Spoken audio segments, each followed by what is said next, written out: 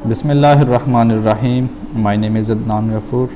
Business mathematics lecture number 5 BBA 2 के लिए है और इंशाल्लाह आज हम इसमें डिस्कस करने जा रहे हैं लीनियर इक्वेशन विद 3 वेरिएबल्स। इससे पहले हमने 1 वेरिएबल्स और 2 वेरिएबल्स के लिए सॉल्व कर लिए क्वेश्चंस और उम्मीद है कि उनकी आपको समझ भी आ गई होगी। आज जो हमारा टॉपिक है इसमें है लीनियर इक्वेशन विद 3 वेरिएबल्स। वैसे तो इसको सॉल्व करने के काफ़ी सारे मेथड है, लेकिन हम 2 मेथड डिस्कस करेंगे। पहला मेथड है एलिमिनेशन मेथड और दूसरा मेथड है इसके लिए मैट्रिसेस की फॉर्म में it mean Cramer rule. Cramer rule भी इजी है। एक और मेथड है जिसको हम गाज एलिमिनेशन मेथड भी कहते हैं या सिडल मेथड है, लेकिन उसमें से हम जस्ट एक ही मेथड करेंगे और इसके बाद दूसरा जो मेथड है वो क्रैमर रूल वाला हम करेंगे।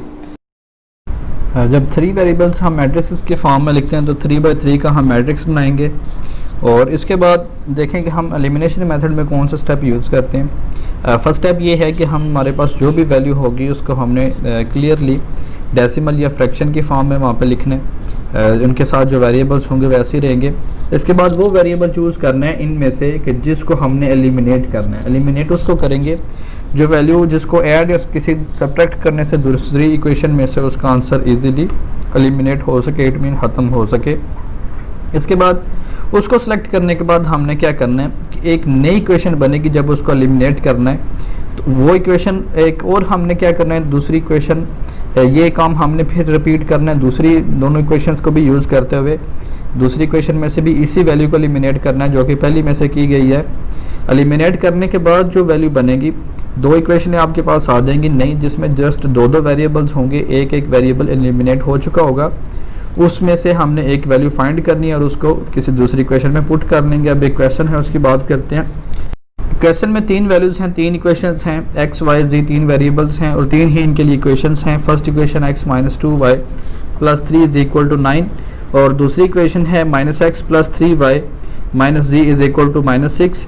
इसी तरह 2x - 5y + 5z = 17। अब ये 3 इक्वेशंस हैं, एक को हमने इक्वेशन 1, एक को इक्वेशन 2 और एक को इक्वेशन 3 का नाम दिया। अब x की वैल्यू को यहाँ से हम एलिमिनेट करेंगे। अब देखें कि ज़रा इक्वेशन 1 और 2 को हमने यूज़ किया और वहाँ से x की वैल्यू होगी एलिमिनेट, इट मीन्स दोनों को ऐड करने से हमारे पास वैल्यू क्या बन गई, y + 2z = 3। अब एक वैल्यू एलिमिनेट हो चुकी है, 2 वेरिएबल्स अभी भी हैं। इसी तरह हमने क्या करना है कि इसके लिए जो सेकंड स्टेप है कि जो इक्वेशन 1 है उसको मल्टीप्लाई करेंगे -2 के साथ और ऐड कर देंगे इक्वेशन 3 में, जिसके रिज़ल्ट में हमें ये इक्वेशंस मिलेंगी। और देखें कि जब ये हमने इसको ऐड किया, ऐड करने से हमें आंसर मिला -y - z = -1। अब ये एक इक्वेशन हमारे पास ऊपर 4 वाली, इसको अगर हम 5 का नाम दे दें तब भी ठीक है। अब इन 2 इक्वेशंस को हमने यूज़ करना है और किसी एक वैल्यू का एग्जैक्ट आंसर फाइंड करना है। हमने इस 5 वाली और 4 वाली इक्वेशन को यूज़ किया और जिसके रिजल्ट में हमें आंसर मिला z का। जब इन 2 इक्वेशंस को हम ऐड करेंगे तो y से कैंसिल होके क्या बन गया, z = 2। और ये है हमारे पास इन 2 इक्वेशंस को जब ऐड करेंगे तो हमारे पास जो एक आंसर एग्जैक्ट बनेगा वो ये बनेगा।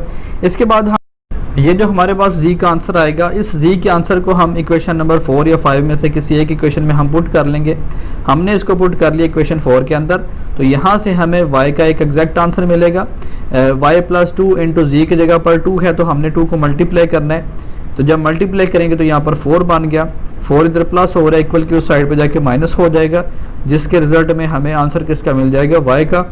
जो y का एग्जैक्ट आंसर मिलेगा उसको हम जो पीछे इक्वेशन नंबर 1, 2, 3 है उसमें z और y का आंसर किसी भी वैल्यू में पुट करके, किसी भी इक्वेशन में पुट करके x का आंसर वहाँ से फाइंड कर लेंगे। तो हमने सेम वही काम किया कि किसी एक इक्वेशन में हमने 1 में पुट कर लिया, y और z की वैल्यू हमने पुट की फर्स्ट इक्वेशन के अंदर, तो x का आंसर मिल गया। अब यही हमने 3 आंसर बेसिकली इनमें से फाइंड करने थे, x, y और z के। तो ये है एलिमिनेशन मेथड। इसी तरह की एक एग्जाम्पल और देख लेते हैं। अब एग्जाम्पल देखें कि इसमें वैल्यू है x - 3y + z = 4, -x + 2y - 5z = 3 और थर्ड इक्वेशन है 5x - 13y + 13z = 8। हमेशा याद रखें कि अगर किसी इक्वेशन में से वैल्यू कॉमन हो के डिवाइड कर सकते हैं उसको दूसरी साइड पे तो वो कर लें, नहीं तो इसी से ही आप सॉल्व कर सकते हैं। आप फर्स्ट 2 इक्वेशन देखें, वहाँ से हमने x को एलिमिनेट करना है, तो इसके बाद जो हमारे पास नई इक्वेशन बनेगी y और z की फॉर्म में होगी। फर्स्ट और सेकंड इक्वेशन को हमने ऐड किया तो x हमारे पास एलिमिनेट हो गया, y और z की फॉर्म में यहाँ पे आंसर आ गया। इसी तरह इक्वेशन हमारे पास जो 1 वाली इक्वेशन है इसको मल्टीप्लाई करना है -5 के साथ, ठीक है, और जिसके रिजल्ट में हमें आंसर क्या मिल जाएगा, -5x + 15y - 5z = -20। इसको ऐड कर लेंगे इक्वेशन 3 के अंदर। जब इक्वेशन 3 में हमने ऐड किया तो x वाली वैल्यू एलिमिनेट हो चुकी है, y और z की फॉर्म में आंसर आ चुका है। अब इस y और z की इक्वेशन को हमने यूज़ किया और यहाँ से जब हमने आंसर फाइंड किया तो आंसर बन गया 0। अब किसका ये आंसर 0, मतलब एक साइड पे भी 0 दूसरी साइड पे भी 0 इक्वेशन है, दोनों जो है वो 0 हो चुकी हैं। तो यहाँ पर क्या हम कहेंगे कि इसका सोल्यूशन जो है वो एग्जिस्ट नहीं करता, क्योंकि दो इक्वेशंस जो हैं वो इनकंसिस्टेंट हो चुकी हैं। इट मीन वहाँ से उनका आंसर नहीं बन सका, तो यहाँ से हम कह सकते हैं कि इसका सोल्यूशन एग्जिस्ट नहीं करता। अब एक और इक्वेशन देखते हैं, 4x - 2y + 3 = 1, x + 3y - 4z = -7, और इसी तरह 3x + y + 2z = 5 third equation है। इन तीन इक्वेशंस में से हमने कोई सी दो इक्वेशंस को यूज़ करते हुए x को एलिमिनेट कर दिया। लाजमी नहीं कि आप x को ही एलिमिनेट करें, जो वैल्यू आपको इजी लगे उसको एलिमिनेट कर दें। y को भी कर सकते हैं, z को भी कर सकते हैं, लेकिन x की वैल्यू को एलिमिनेट करना इजी है। तो देखेंगे हमने एलिमिनेट कैसे किया। हमने जो एलिमिनेट किया है वो इक्वेशन 1 और इक्वेशन 2 को यूज़ करते हुए 4 को मल्टीप्लाई किया इक्वेशन 2 के साथ, या फिर -4 को मल्टीप्लाई भी कर सकते हैं। -4 को मल्टीप्लाई जब करेंगे तो फिर हम इन इक्वेशंस को ऐड करेंगे। ऐड करने से एक एक वैल्यू हमारे पास ये फर्स्ट वाली कैंसिल हो जाएगी y और z की फॉर्म में। -14z + 19 -14y + 19z = 29। इसको हमने इक्वेशन नंबर 4 का नाम दे दिया। इसमें दो ही वेरिएबल्स हैं, x कैंसिल होने के बाद y और z है। इस तरह देखें, फिर हमने क्या किया, इक्वेशन 2 और इक्वेशन 3 को यूज़ किया। इसमें से भी हमने वही वेरिएबल हमने एलिमिनेट करना है जो ऊपर हमने इक्वेशन में एलिमिनेट किया, x को एलिमिनेट किया, तो इसमें से भी x को ही एलिमिनेट करेंगे। तो हमने क्या किया कि मल्टीप्लाई किया, सिंपली 3 को मल्टीप्लाई कर दिया फर्स्ट इक्वेशन के साथ, ये सॉरी इसमें जो सेकंड इक्वेशन हम यूज़ कर रहे हैं तो उसके साथ हमने मल्टीप्लाई किया। तो ये जो इक्वेशन बनी है इसमें से एक एक वैल्यू कैंसिल होने के बाद 8y + 14z = 26, ये हमारे पास एक आंसर बन चुका है। अब इन दो इक्वेशंस को हमने जो 4 वाली और इसको 5 का नाम दे दिया, इसको यूज़ करते हुए इनके पहले कोफिशिएंट सेम बनाएंगे, जिस तरह एलिमिनेशन मेथड में हम करते हैं। कोफिशिएंट सेम बना के हम एक एक वैल्यू को कैंसिल कर देंगे। वो हमने कोफिशिएंट को सेम बनाने के लिए सेम वैल्यू नीचे वाली को ऊपर वाले के साथ मल्टीप्लाई, ऊपर वाले के कोफिशिएंट को नीचे वाली वैल्यू के साथ मल्टीप्लाई करके z का एक एग्जैक्ट आंसर फाइंड कर लिया। अब ये z का जस्ट आंसर आया है, इसको पुट कर लेंगे इक्वेशन 4 और इक्वेशन 5 में से किसी एक में पुट कर लें। हमने 4 के अंदर पुट किया तो वहाँ से y का एक एग्जैक्ट आंसर आ चुका है। z की वैल्यू जहाँ पर भी आएगी उसकी हमने वो वैल्यू पुट करनी है।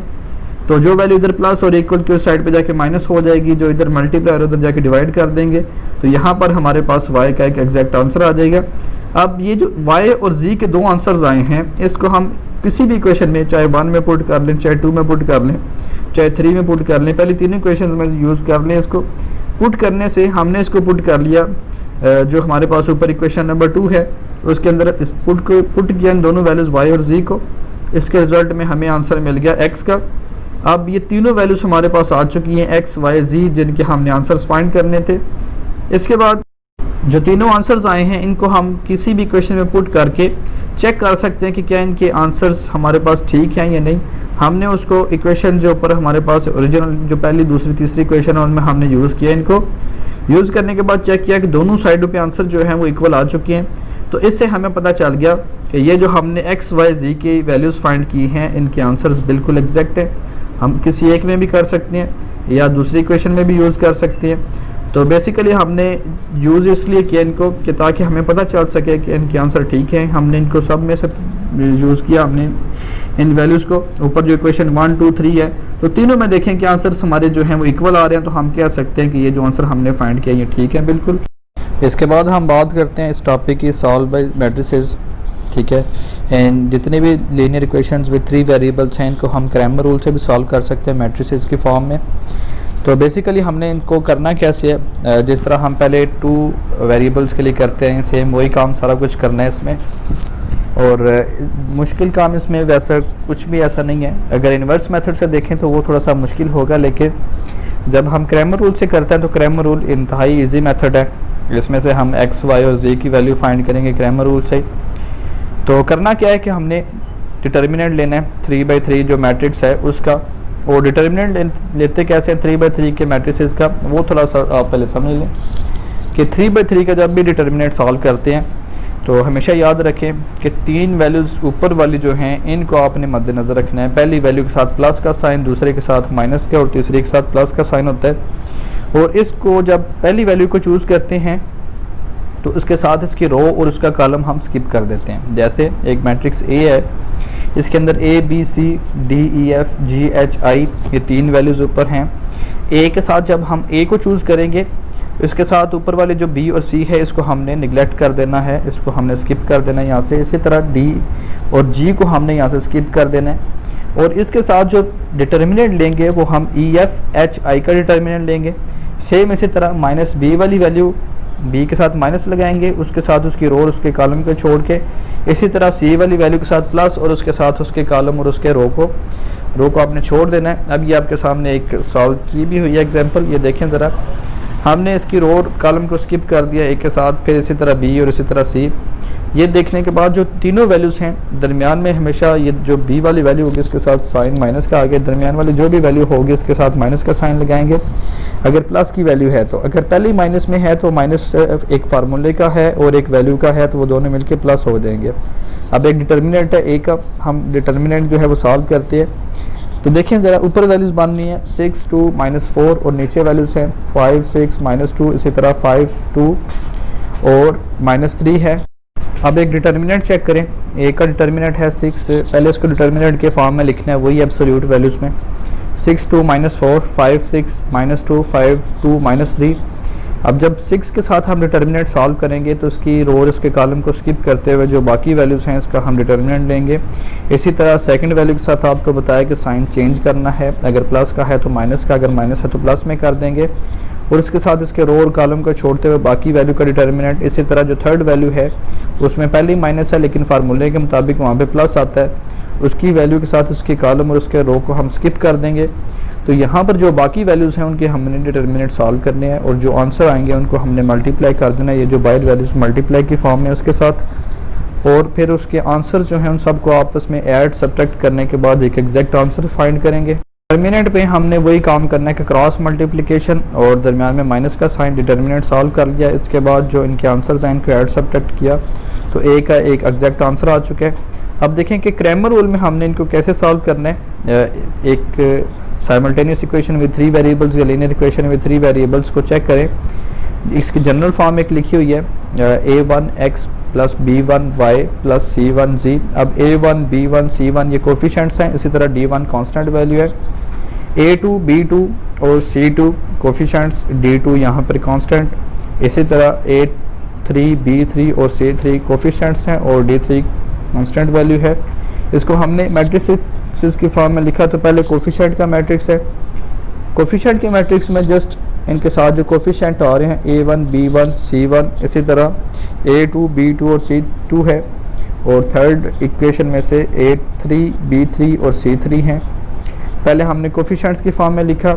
अब इस कोफिशिएंट्स की फॉर्म के बाद हमने dx वाला मैट्रिक्स बनाना है। dx वाले मैट्रिक्स में क्या करेंगे कि जो कांस्टेंट वैल्यूज़ हैं उसको हम x की वैल्यूज़ के साथ रिप्लेस कर देंगे, उसकी जगह पर d1 d2 और d3 आ जाएगा जो कि a1 a2 और a3 की वैल्यूज़ हैं वहाँ पे। इसी तरह जब हम y वाला लिखेंगे मैट्रिक्स तो उसमें हमने y की जगह पर उसकी वैल्यू स्किप करके हमने कांस्टेंट वैल्यूज़ लिखनी है। जब z की वैल्यूज़ लिखेंगे तो उसमें हमने z की जो वैल्यूज़ आ रही हैं इट मीन c की फॉर्म में c1 c2 और c3, और यहाँ पर हम फिर कांस्टेंट वैल्यूज़ जो कि d1 d2 और d3 हैं इनको हमने इनकी वैल्यूज़ की जगह पर लिख देंगे। इट मीन्स जहाँ पर इनके कोफिशिएंट्स आ रहे थे x y z के उसकी जगह पर x वाले में हमने x की जगह पर कांस्टेंट, y वाले में y की जगह पर और z वाले में z की जगह पर कांस्टेंट। इनका हमने डिटर्मिनेंट सॉल्व करना है और डिवाइड कर देंगे जो हमने शुरू में कोफिशिएंट्स वाला मैट्रिक्स बनाया है उसके साथ हम डिवाइड कर देंगे इसको, जिस तरह हम 2 वेरिएबल्स के लिए करते आए हैं। सेम वही काम है इसमें भी, लेकिन यहाँ पर 3 वेरिएबल्स के लिए हमने डिटर्मिनेंट फाइंड करना है, वहाँ पर हमने 2 वेरिएबल्स के लिए डिटर्मिनेंट सॉल्व किया था। जब x की वैल्यू फाइंड करेंगे तो x की वैल्यूज़ को डिवाइड करेंगे डिटर्मिनेंट के साथ, इट मीन dx को डिवाइड कर देंगे d के साथ, dy को डिवाइड कर देंगे d के साथ, सेम वही काम dy में हमने वही जो मैट्रिक्स dy वाला बनाया होगा उसी को सॉल्व करना है। और जब z की वैल्यू को सॉल्व करेंगे तो उसमें z वाली वैल्यू का मैट्रिक्स लिखेंगे, z वाली वैल्यू में dz बाई डी की वैल्यू होगी और सेम इनके x y z के यहाँ से आंसर्स आ जाएंगे। क्रैमर रूल में हमने यही फाइंड करना होता है। अब एक एग्जांपल है हमारे पास, एग्जांपल की तरफ आते हैं। ये जो सारी बातें बताई हैं आपको सेम वही एग्जांपल में हम फॉलो करेंगे इसको। एग्जांपल देखेंगे, इसमें 3 इक्वेशंस हैं। एक है x plus 2 y plus 3 z is equal to -5। दूसरी इक्वेशन है 3x plus y minus 3 z is equal to 4। और तीसरी इक्वेशन है -3x plus 4y plus 7z is equal to -7। इन 3 इक्वेशंस को यूज़ करना है और हमने x y z का आंसर फाइंड करना है। पहले इसको हमने कन्वर्ट किया मैट्रिसेस के फॉर्म में। तो सबसे पहले हमने काम करना है कि कोफिशिएंट्स वाला मैट्रिक्स लिखेंगे। कोफिशिएंट्स के मैट्रिक्स में जस्ट इनके साथ जो 3 इक्वेशंस में कोफिशिएंट्स हैं वो लिखेंगे। उसके बाद dx वाले को देखें मैट्रिक्स, dx वाले मैट्रिक्स में हमने कांस्टेंट वैल्यूज़ को रिप्लेस किया जो x के कोफिशिएंट्स हैं उनके साथ। रिप्लेस करने के बाद ये जो रेड कलर में आपको वैल्यूज़ नज़र आ रही हैं ये सारी कांस्टेंट की वैल्यूज़ हैं। और रिप्लेस करने के बाद ये एक नया मैट्रिक्स जिसको हमने dx का नाम दिया। इसी तरह dy का मैट्रिक्स है उसमें हमने y की वैल्यूज़ को रिप्लेस कर दिया। इसके बाद z वाला मैट्रिक्स है, इसमें हमने z की वैल्यूज़ को कांस्टेंट वैल्यूज़ के साथ रिप्लेस करना है। रिप्लेस करने के बाद 3 तरह के हमारे पास मैट्रिक्स बन चुके हैं। इसके बाद इन मैट्रिसेस को यूज़ करते हुए इट मीन्स इनके डिटर्मिनेंट सॉल्व करने हैं और x, y और z की वैल्यूज़ फाइंड करनी है। मेथड वही है कि x की वैल्यू को फाइंड करने के लिए dx वाला डिटर्मिनेंट डिवाइडेड बाय d का डिटर्मिनेंट जो कि जस्ट कोफिशिएंट्स वैल्यूज़ हैं। फिर इसी तरह y की वैल्यूज़ फाइंड करने के लिए y का dy का डिटर्मिनेंट और डिवाइडेड बाई d की वैल्यूज़ जो कि d का डिटर्मिनेंट हमने सॉल्व किया होगा। इसी तरह जो लास्ट वैल्यू होगी उसमें dz का डिटर्मिनेंट डिवाइडेड बाई d का डिटर्मिनेंट होगा। अब देखें ज़रा इनको हमने सॉल्व कैसे किया है। डिटर्मिनेंट हमने सॉल्व कर लिया सब के। डिटर्मिनेंट में वही मेथड है कि पहली वैल्यू जब लेंगे तो उसके साथ उसकी रो और उसके कॉलम को स्किप करते हुए बाकी जो वैल्यूज़ हैं उनका डिटर्मिनेंट सॉल्व करते हैं। इसी तरह जो सेकंड वैल्यूज़ है उसके साथ बाय माइनस और फिर उसकी रो और कॉलम को स्किप करते हुए उन वैल्यूज़ को डिटर्मिनेंट बाकी वैल्यूज़ का सॉल्व करेंगे। जो थर्ड वैल्यू है उसमें प्लस का साइन ही रहेगा बाहर, अगर माइनस है तो माइनस का साइन ही पहले से जो वैल्यूज़ के साथ होंगे वही साइन रहेंगे। और उसको हमने डिटर्मिनेंट्स को सॉल्व करने के बाद ये आंसर इनके फाइंड कर लिए। अब x y z की वैल्यू फाइंड करनी है तो dx बाई डी, इसी तरह y की वैल्यू फाइंड करनी है तो dy बाई डी। जो थर्ड वैल्यू है वो z की है वो फाइंड करने के लिए dz बाई डी। इनके आंसर्स जो हैं वो हमने फाइंड कर लिए। और ये basically linear equation with 3 variables है, हमने 3 वेरिएबल्स की वैल्यूज़ ही फाइंड करनी होती हैं। और यहाँ पर 3 वैल्यूज़ को सोल्यूशन सेट की फॉर्म में लिखेंगे। जिस तरह 2 वैल्यूज़ को हम लिखते हैं, पहली वैल्यू x और y की, दूसरी वैल्यू होती है। इसी तरह इसमें x, y और z 3 वैल्यूज़ हैं। वेरिएबल कुछ भी हो सकते हैं। बेसिकली हम सॉल्व करनी हमने 3 वैल्यूज़ हैं लीनियर इक्वेशंस में। अब एक और एग्जांपल है इसकी बात करते हैं। इस एग्जांपल में हमारे पास वैल्यूज़ हैं -2x -y -3z is equal to 3 और दूसरी वैल्यू है 2x -3y plus z is equal to -13 और तीसरी वैल्यू में हमारे पास y की वैल्यू नहीं है तो लिहाजा इसमें y की वैल्यू जो है वो 0 होगी। इक्वेशन है 2x, यहाँ पर y की जगह पर हम 0 लिखेंगे plus 0y -3z is equal to -11। अब इसी तरह इसको सॉल्व जैसे करेंगे तो पहले कोफिशिएंट्स की वैल्यूज़ के बाद x वाले मैट्रिक्स, फिर x वाले मैट्रिक्स में हमारे पास जो वैल्यूज़ होंगी वो इट मीन कांस्टेंट वैल्यूज़ को हम रिप्लेस कर देंगे। जो कोफिशिएंट्स वाले मैट्रिक्स में d वाले जो वैल्यू है मतलब x वाली जो वैल्यू है उसके साथ हम रिप्लेस कर देंगे। इसको हम नाम देंगे dx का। अब हम इसके बाद बात करते हैं y वाले मैट्रिक्स की। dy वाला जो मैट्रिक्स है इसमें हम y की वैल्यूज़ को रिप्लेस कर देंगे, d में जो हमारे पास y की वैल्यूज़ हैं उसके साथ रिप्लेस कर देंगे। इसी तरह जो dz वाला मैट्रिक्स है उसमें हमने लास्ट वाले जो वैल्यूज़ हैं इसको -3, 1 और -3 को रिप्लेस कर दिया कांस्टेंट वैल्यूज़ के साथ।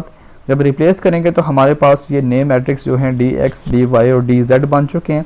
अब इन सारी वैल्यूज़ के हमने डिटर्मिनेंट फाइंड करने।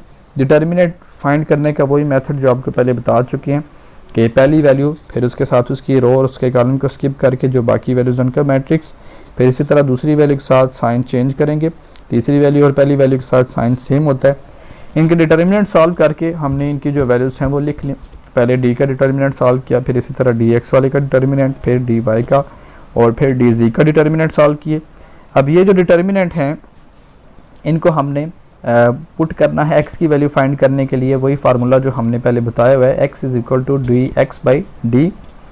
और y की वैल्यू फाइंड करने के लिए हमने क्या करना है कि डी वाई बाई डी, और y की वैल्यू आ जाएगी, फिर डी जी बाई डी से हमारे पास g की वैल्यू आ जाएगी। अब ये तीनों वैल्यूज़ हमने फाइंड करनी थी इन इक्वेशंस में से।